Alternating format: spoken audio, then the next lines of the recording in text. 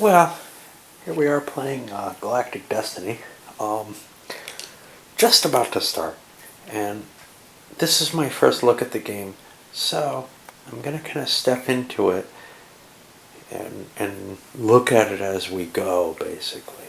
So the first thing that we have in each turn is the Galactic phase. We draw 3 event cards. We're going to start to see what kind of flavor the game has here as we pull these up. And I haven't seen any of these before.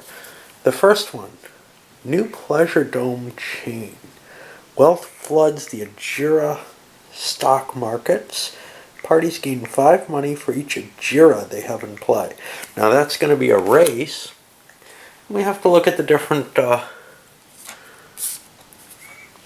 So this is a male Shorum. This is an Ajira, so he gets 5 money for that. We'll mark that. This is a Jur. Aquara. I'm guessing there's only one. A Tumba and a human. Okay. So that's an event which helped someone. And it really doesn't have any other effect this turn. So it's not too exciting. Satiate X. An innovative pleasure drug breaks through. All Ajira are immediately exhausted. Well, we know where the Ajira is. She's over here. Looks like she had a bit too much to drink.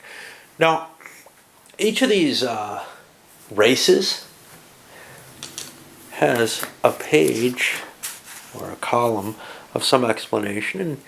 And this particular one, since we've seen a little bit about them, are into leisure for pleasure.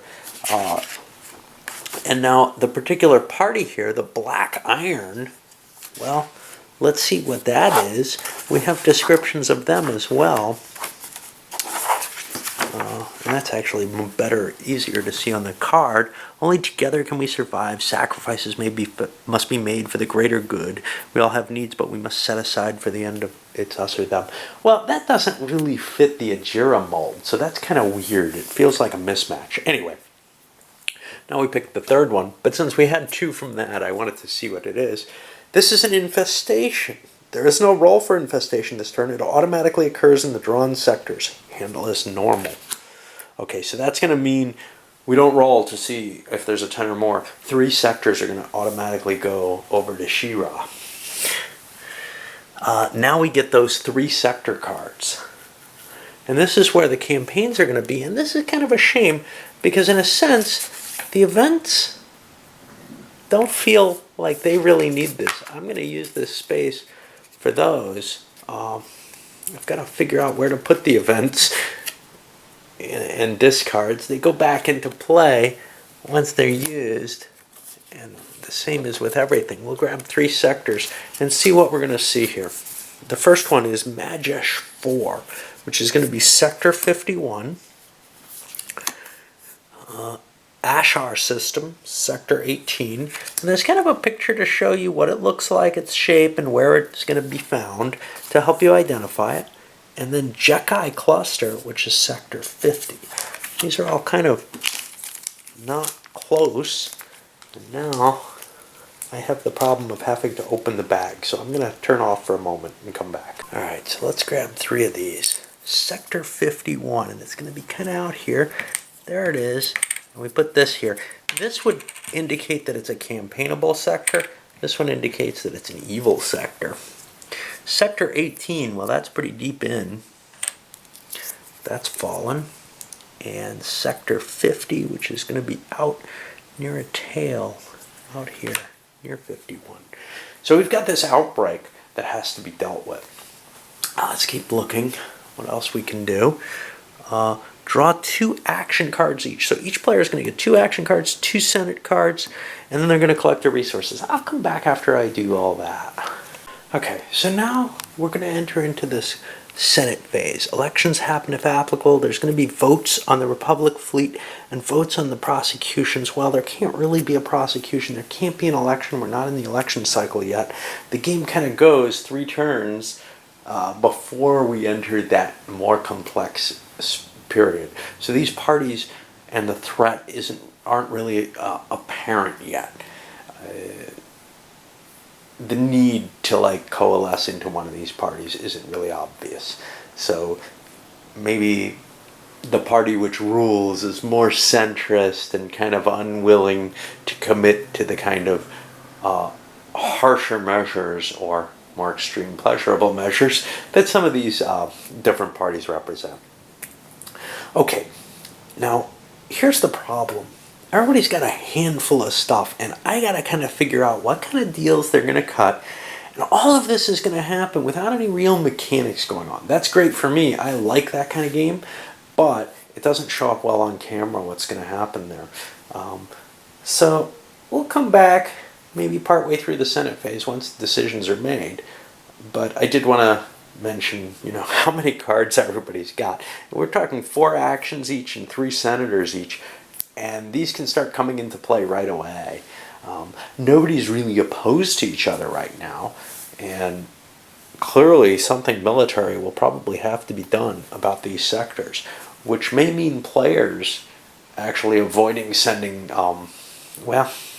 it's tough because it may not be easy to defeat these outbreaks at this point with the small fleets that the players have, and they don't get a chance to build more. So it may make sense for the Federation fleet, say, or the Republic fleet to go take this big province out. And then that becomes campaignable after the victory. All right. Well, we'll go into sort of the backroom dealing, and then you'll see the effect. So the players looked at their cards, and most of the action cards didn't really help. Most of their abilities don't look like they'll help much.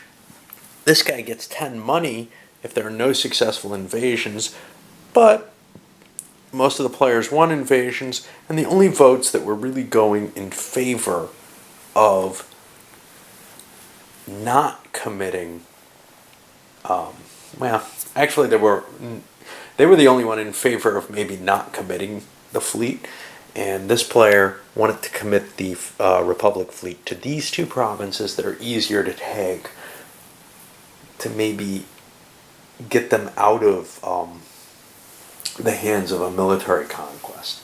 The other players all see, I got an option to expand, and they were willing to accept, okay, we'll use the Republic fleet to destroy that harder to fight situation. Nothing else really happened. Many of the other options really aren't available, prosecutions, etc. No one had committed a crime yet.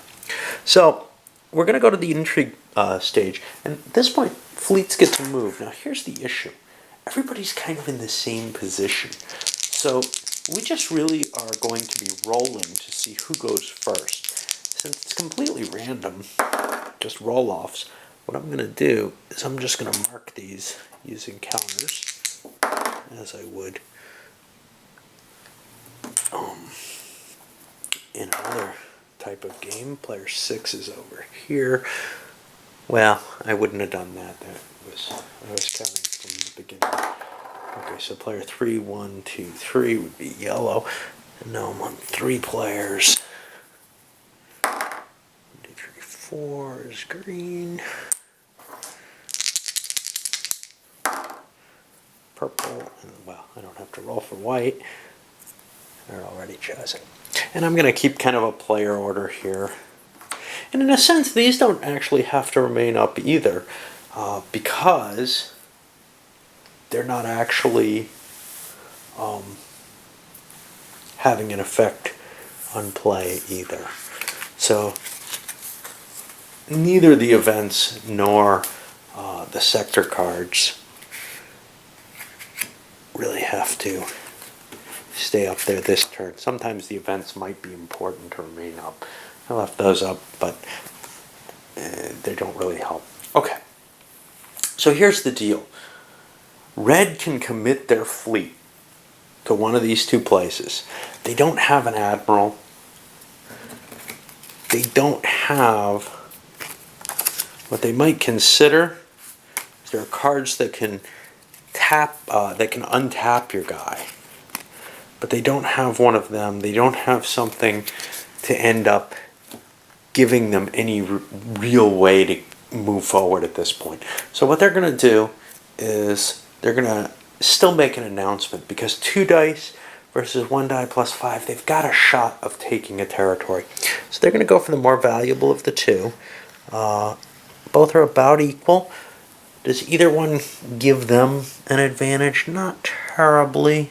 And there's no real racial advantages or anything. So they'll go over here. It's a little closer to their own, and they see that as a minor advantage. Blue is next. Blue is going to commit an admiral, and I'll kind of tap him halfway, and he doesn't have an ability that helps here. Except, well, he does. He can re-roll a die each turn and choose the best result, which sounds good. And his other cards aren't terribly valuable to him. What I'm noticing is the cards look kind of expensive for what they're going to show up for. Okay, so he is going to, since he doesn't want to lose to red, because red will go first, he's going to go here, and he feels he has a pretty good chance, better than anyone else, really. He's got the +1 for the leader, and he's got a bonus reroll. So now we go to yellow, and yellow says, I got a better chance than red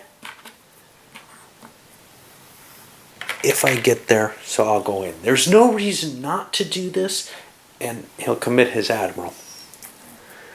Now, here's the thing. Other players could pick up corruption in order to maybe move forward here. So green is next. Now, green's ability at the end of each turn, where there are no successful invasions, you gain money. He's got multitasking infiltration. He's got a number of different things he can do. Hey, maybe this card would be useful. Intrigue. Name a card. No. Okay. That's not terribly valuable. So, he's got to kind of make a decision. Is there something easy that maybe he could fight against? What is the easiest province to take? Because maybe it's worth corruption. Well, I'll roll a die and decide. He's definitely thinking about going corrupt here, because he doesn't think he has a good shot basically he thinks that someone else will capture one of those other areas before he gets to. Now he can campaign instead, which might be safer in terms of total defense.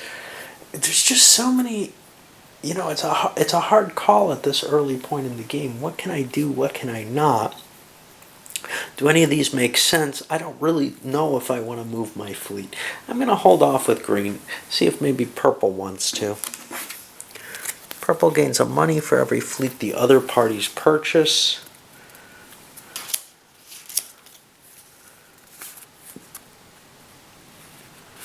He's got a card he kind of likes here that he might play, and I'm putting cards that I like here. When a player senator gains corruption, you take 5 money from their party. That sounds interesting.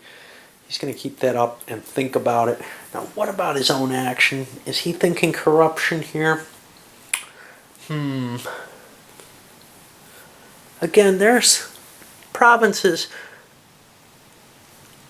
5s are about as easy as they get, and if he moves into one of them to attack it, just doesn't feel like.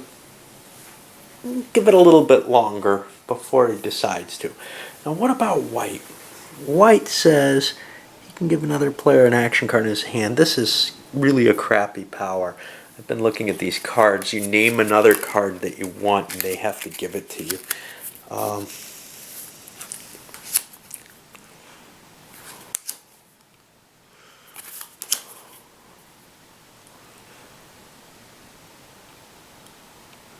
This one would be useful maybe at some other point. Cast the first stone, target the Minister of Justice, and pay to hurt his prosecutions. That sounds interesting, but again, does he want to gain corruption to fall, and maybe maybe gain a territory.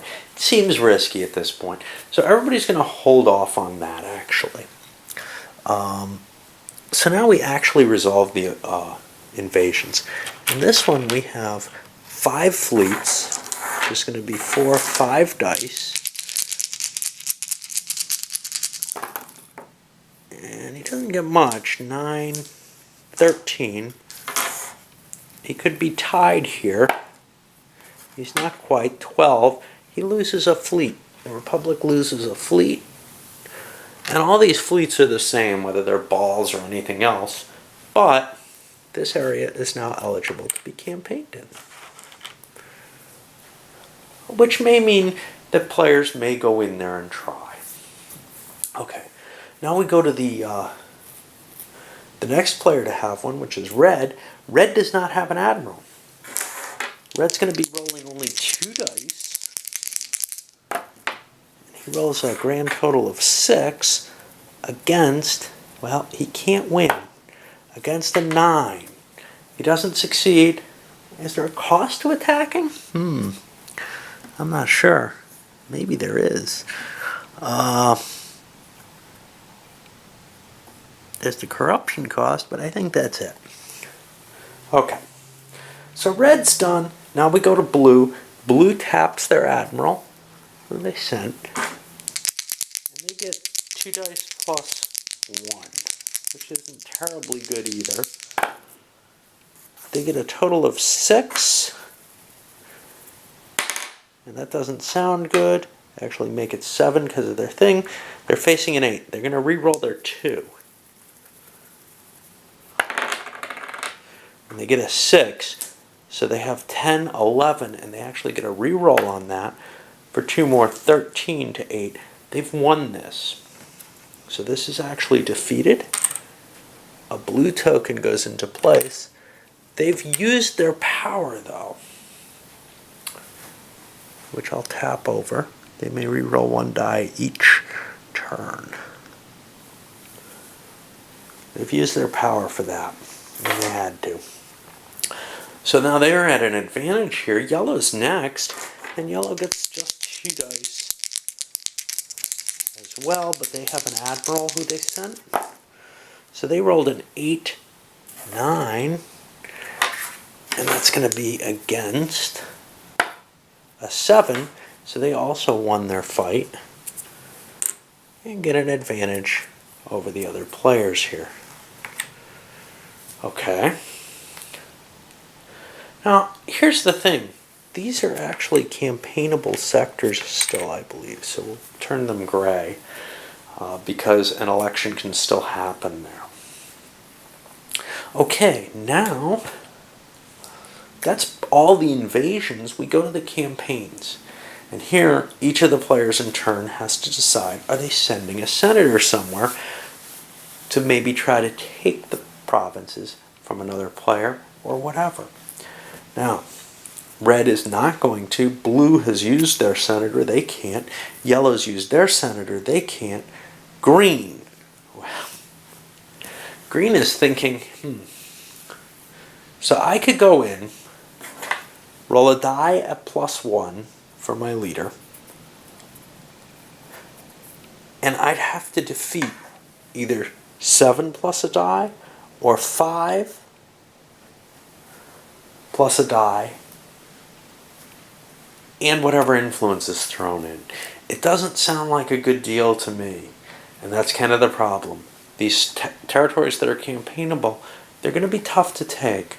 There just isn't that much power.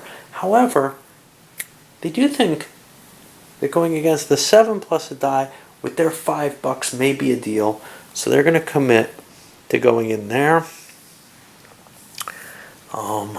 Their ability is not going to trigger. Red could have invaded anywhere without gaining corruption, but they'd still be illegal if they did that and still be prosecutable. So this, being an easy play, seemed like a good deal comparatively. So green is committing to making a campaign against the neutral area because they don't think anybody is going to spend money or influence to defend against that. Oh, but they don't have influence. No, that doesn't sound terribly valuable. They've got a chance if they do. Yeah, why don't they? Are you allowed to? Yeah. Okay. Yeah, there's pretty much the idea of why don't they. Okay. That makes that less appealing to anyone else. But why go for that? Hey, no reason to go against the neutral area when they could go against another player. And in particular, they see blue and yellow as both kind of close to them. They're going to go after the yellow space instead. Okay, sounds fair to me. I'm not sure how to mark that, but right now yellow's got to defend that, and they don't have anything. Let's look at the next player down the line. How about purple? Well, purple's got a leader too. They might as well go in after. Hey, they might as well go after the blue province. Take a shot at the new blue province as well. Okay, so now we've seen two of the players activating. What about white? Well, they have a chance too. And they see no real reason not to go. And they'll go after blue as well. Okay. So now, and did I forget to give resources? Is that what's going wrong here? Yeah, that's what's going wrong here. Players got resources, so I've got to hand out those resources that I forgot to do. And maybe these decisions change. So purple gets 3 of each. And nobody would have spent any. Red, yeah, red gets 3 of each. So here's the trouble. White's play may not even be wise. But what I was saying, who was the first one? Everybody's getting 3 of each. So my decisions were kind of questionable. I forgot to give out these resources. And it's harder to commit.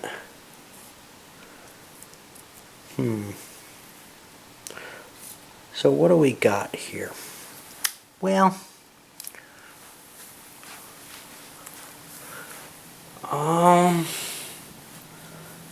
do we want to spend? So let's look at what the colors who chose were.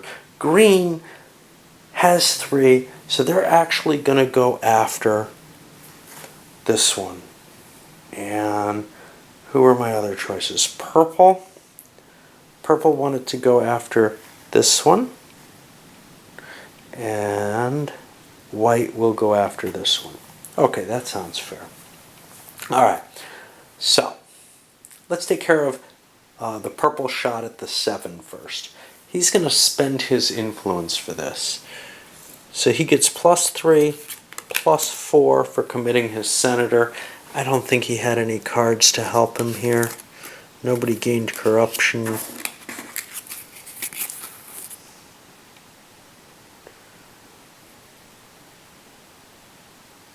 He's going to add 3 more with this public speech card, which will help him.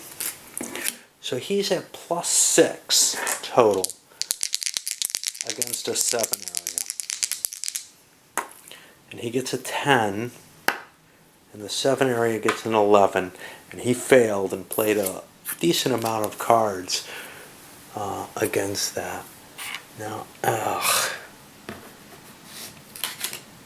stupid sleeves. Okay. So now, let's look at the next guy. Oh, that wasn't supposed to be purple. God damn it. Alright, well, yeah, purple was going against red. So let's do that. Let's think about that over again.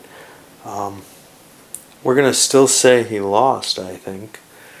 Red would have defended himself. They both spent 3 influence. He was +4, but red had less of a bonus. So I think actually red won that battle. The purple fought. Or purple one. No, it wasn't red. It was yellow that he went after, isn't it? Yeah. So I think purple actually would have won with that 3 bonus, but I gotta see, did yellow have any cards that helped them? And this is why this game is tough. I gotta look at all these damn cards.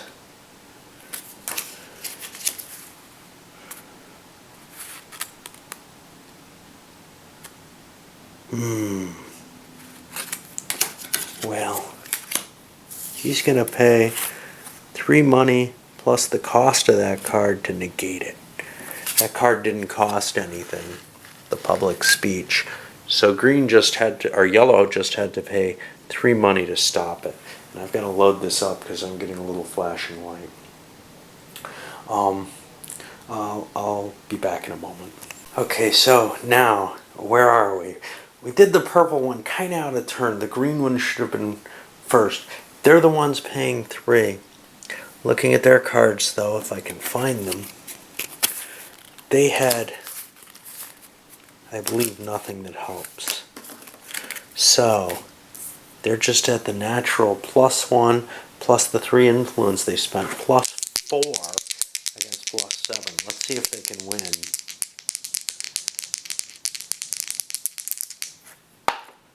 Ooh, they got a 6. That's a bonus. They got a 10 plus 4 is 14.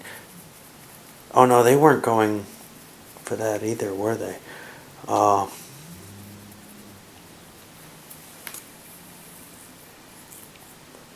So they got an 11, I think. Who the hell was this? Purple. Purple was going after... God.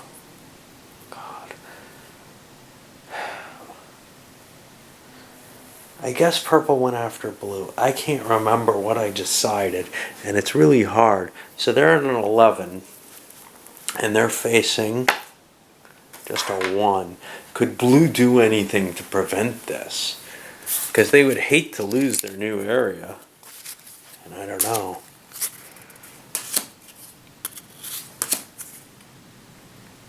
They don't have a card that could help. Maybe if they'd, known in advance that they were going to lose. Okay, so that's a purple chip. Goes over to replace the blue one. And now, last but not least, white went for the center one. And white is at +4 against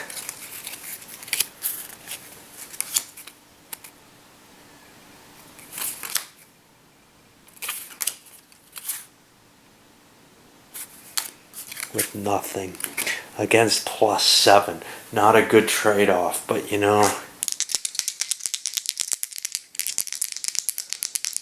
+4, yeah, they're not going to get it. They don't have the cards, so they lost one. So now, these areas are no longer campaign areas. They're owned by players at this point. And this one, the campaign goes away. And over here. Alright. And I was hoping there'd be more interesting things to the action cards, maybe.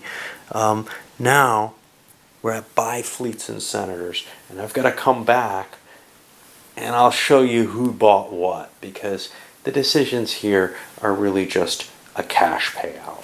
So all the players found themselves in a position where they wanted to spend some of their money in order to get an advantage here.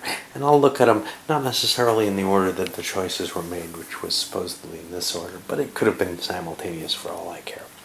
This guy managed to pick up a good fighter, gains +1 to their battle dice. This die must be chosen before the roll, and that die gets bonused. If it's a 5, it becomes a 6 and gets a reroll. So that's kind of cool. And they got that for $6, which drops them down to 2, which isn't bad. Action cards, you have a limit to your hand. It can only be 7. And we're already seeing, people are at 5 now. So if they didn't do anything. This one was able to buy someone with +1 diplomacy for campaigning in a sector and already has a 2 diplomacy. So again, an advantage. Almost all the leaders are better than your all the leaders are better than your starting leaders. And these are kind of the lower valued ones. They were able to pay less money to get these. This one, 2 fewer dice in battle. Okay, so she's got a disadvantage, but she only cost 2 because of the special power that these guys have. Oh no, because she's green and they're green, so she's $2 less for that. So, they got a weaker fella, but, well, gal, but ended up paying less and actually bought an extra fleet with the money that they saved. Purple, well, Purple didn't have anyone in their hand they could play, so their senators were too expensive. They went and bought a fleet. I figured it was good to have a card, have something change. This one picked up, guy gets to re-roll one of his battle dice and the new roll stands. So that sounds very good, and he's also a 2 battle instead of just a 1, which is also a bonus, and a 3 diplomacy. So he's a very good leader. The reason he was able to buy something that good, a $9 leader, was his special ability. $5 less for the first leader each turn. And white, well, I almost thought about not buying anything with white, saving up for the next turn's leader. But it seems worthwhile to try to expand and improve yourself. I hate saving money in most games. It's just very hard for me when I can improve my position. But this isn't really a battle game. You're not fighting the other players usually. So it may not have been a good idea to buy fleet. It may be better to save up and get your cards. Well, we're going to move to the second turn here. And we'll start the whole process again. I'll go in a lot less detail because I think most of the actual mechanics are really kind of uninteresting. It's the diplomacy and maybe the effects of the battle. One thing that I forgot or didn't take into account at all with those campaigns that came after the battle, I forgot these bonuses here. So this was aligned to blue. They would have probably gotten no, they wouldn't get a bonus there, but it had blue attacked it, they would get a bonus. But maybe the senator had a bonus there. He did not, I don't think. Who was that? Purple. Purple had this race. And that's what's going to be kind of tough, is remembering all those little modifiers. I have a lot of trouble with stuff like that. And likewise, let's see what happened here. We had yellow go in here. Did they have a bonus? Or maybe no, it wasn't yellow. It was some other color. And it may have been green, in which case they had a bonus here. And I think it was. Green was in one of these two, and they had a bonus of 1 in one of them. And maybe they had the racial bonus as well. This would have, but that's not theirs. That's going to be really, really hard for me to remember, and I'm going to probably screw that up regularly. But anyway, I'll set up the next turn and come back, but this one's going to be loading first.